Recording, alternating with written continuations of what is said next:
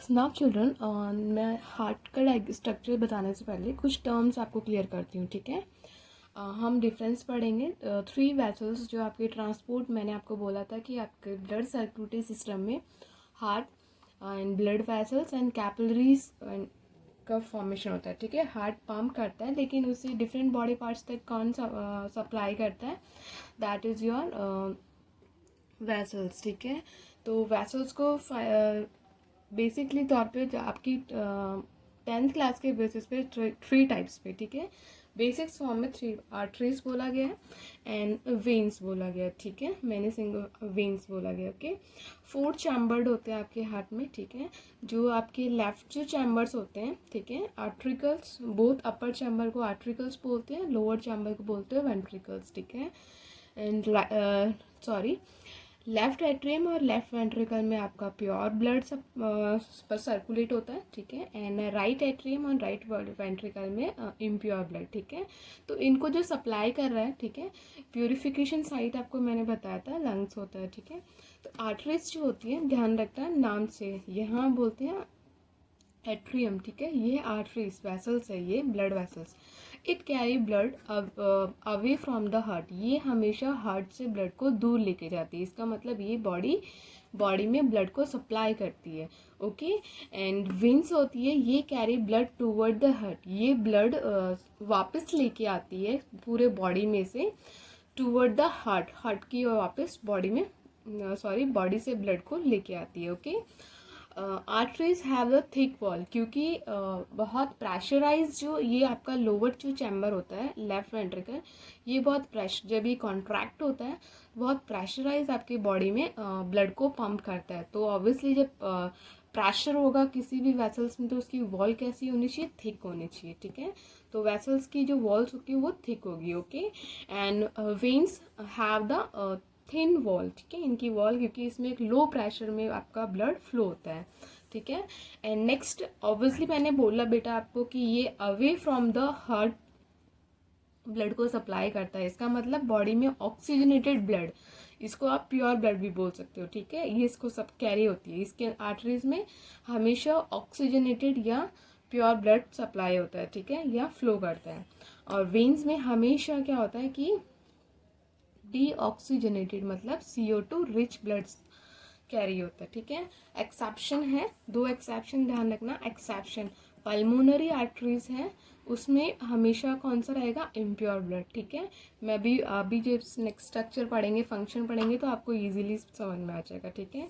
And यहाँ पर भी एक्सेप्शन है, पल्मोनरी जो वेन्स होती है यहाँ प्योर ब्लड होता है, ठीक है। पल्मोनरी जो है ये जो सिस्टम है, ये हमारे लंग्स और हार्ट वाला जो सिस्टम होता है उससे रिलेटेड होता है, ठीक है।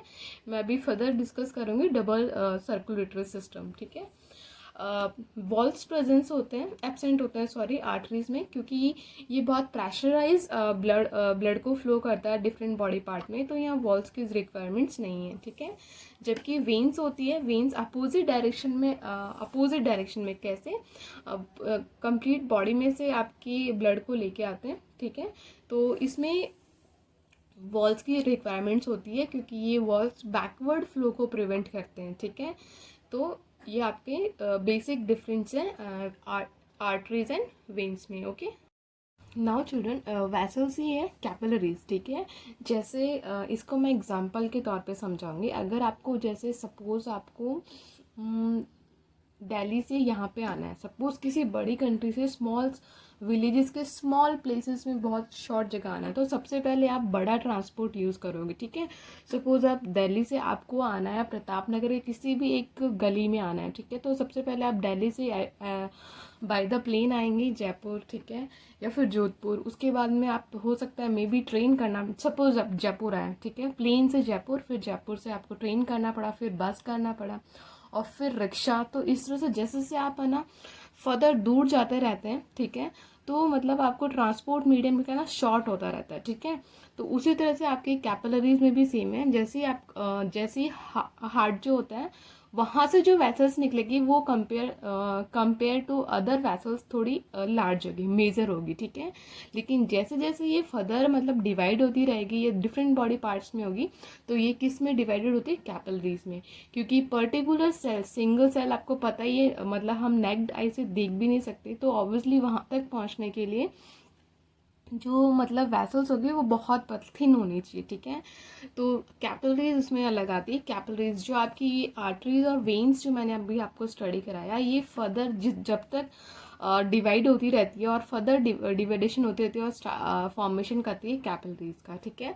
ये देखिए मैंने थोड़ा सा डायग्राम के थ्रू आपको बताने की कोशिश की है। ये आर्टरीज है, ये ऑक्सीजन रिच ब्लड को कैरी करती है, कहाँ से, हार्ट से कैरी करती है, ठीक है।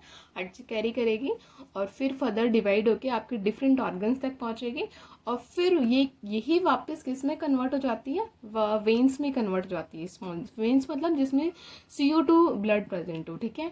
और फिर यही वापस कंबाइंड होकर एक बड़ी वेन्स बनाती है, और यही बड़ी वेन्स वापस CO2 रिच को कहाँ पर लेके जाती है, हार्ट के अंदर।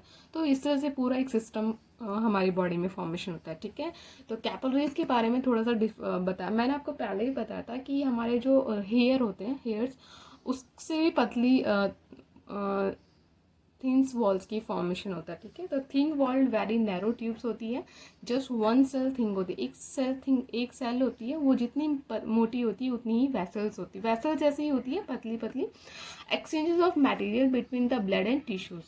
और इनके थ्रू ब्लड में जो मटेरियल्स होता है, मैंने अभी सिर्फ आपको बताया था कि गैसेस का एक्सचेंज होता है, इसके अलावा आयंस भी होते हैं, प्रोटीन्स, ग्लूकोज, इनका जो ट्रांसफर होता है वो भी इनके थ्रू होता है, ठीक है। तो ये ध्यान रखिएगा, आर्टरीज, वेन्स और कैपिलरीज, ओके।